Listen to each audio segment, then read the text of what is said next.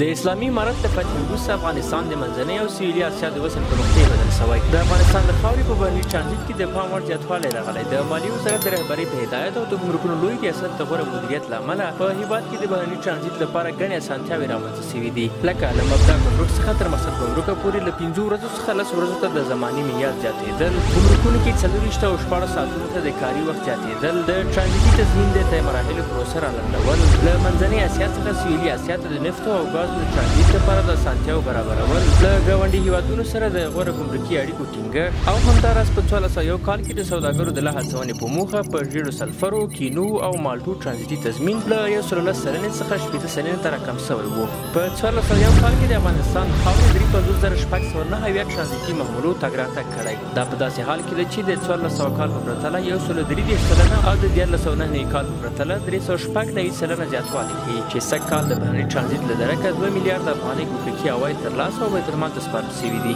سربیره پر دې د بهرني ټرانزیټ په زیاتوالي سره په بېلابېلو برخو کې په مستقیم او غیر مستقیم ډول ګڼ شمېر هېوادوالو ته د کار زمینه هم برابره شوې ده چې د هېواد په اقتصادي ودې او پرمختګ کې مثبت زیری دی. مالیې وزارت هڅه کوي چې د هېواد په ګمرکونو کې د بهرني ټرانزیټ لپاره نورې اسانتیاوې هم برابرې کړي تر څو افغانستان د سیمې د وصل په نقطې بدل شي، ګام پر ګام د ځان باسي افغانستان په لور.